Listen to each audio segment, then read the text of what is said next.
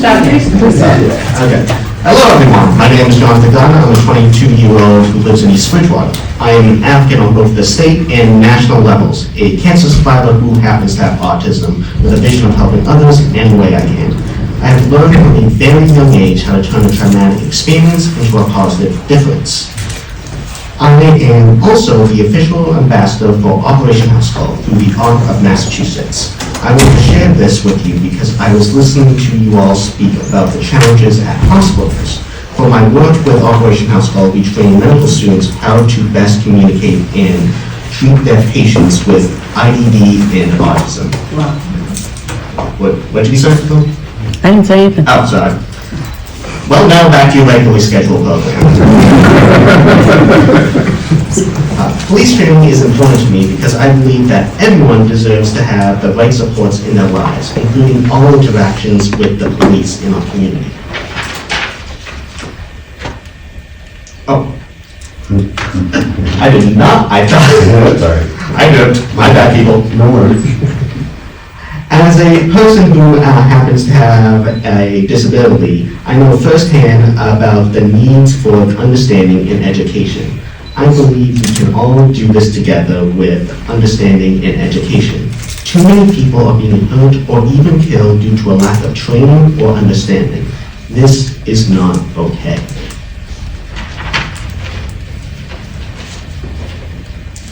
In March 2024, there was a tragic incident. Ryan Gaynor was a 15-year-old teenager of color who happened to have autism. Ryan was fatally shot while holding a garden tool while he was upset. From what I've read about Ryan, he was upset because his mom and dad wanted him to finish all of his chores before he can play his video games or listen to music on his computer. When demands are put on me, I need time to process them.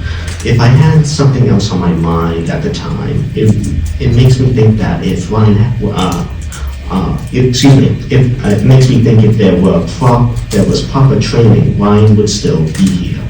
He may have just needed some time to process what task was asked of him, and maybe even if he had a visual of him doing his chores first and then playing his video games and music, he would know what was coming next and what to expect.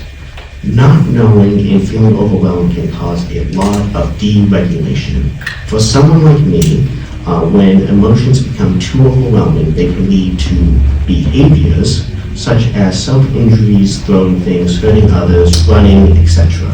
I believe behaviors are a form of communication, so please think about that when you interact with individuals that may be overwhelmed. This could save a life.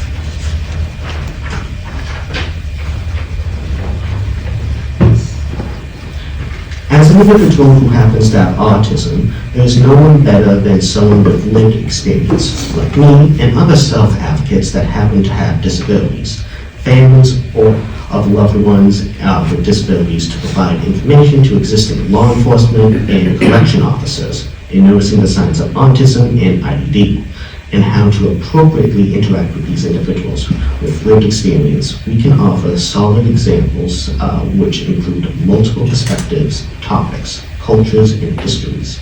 We can share our experiences and demonstrate how positive change in interactions can ensure the safety of everyone. Today, I speak in front of all of you, but sometimes I cannot speak because of my disability, and also being shy, stops me from communicating in certain situations.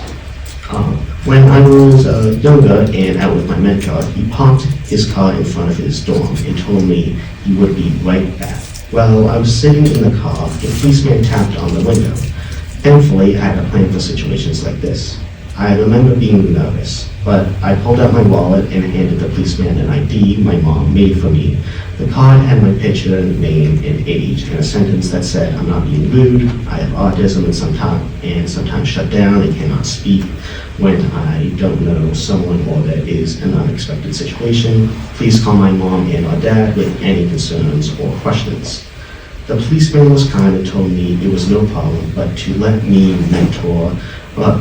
my mentor know not to park in front of the dorm anymore. This positive experience made it easier for me to use my card in other situations when I needed it. Today, tools like the blue envelope can provide similar support. For example, the blue envelope can be used by passengers with autism to communicate their needs and challenges to law enforcement. Resources like these help create a better understanding of disabilities, ensuring everyone's voice is respected, even when it's expressed in a different way. This past weekend in Massachusetts, we heard of a heartbreaking drowning of a 9-year-old girl with autism. The number of drownings involving kids with autism who wander off is on the rise. Wandering, also known as elopement, is really common for people like me who happen to have autism.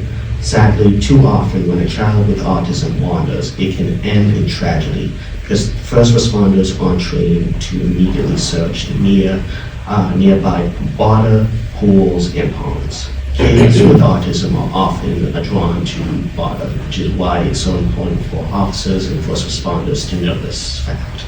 I believe proper training could have saved many of these lives.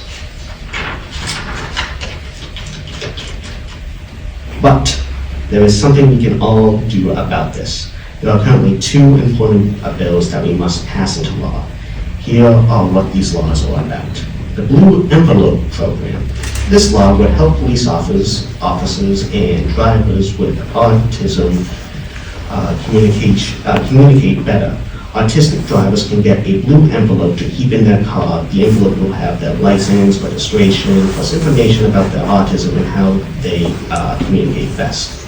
The blue envelope is already being used by some officers, but this law will make sure all police in Massachusetts know about and use it the right way.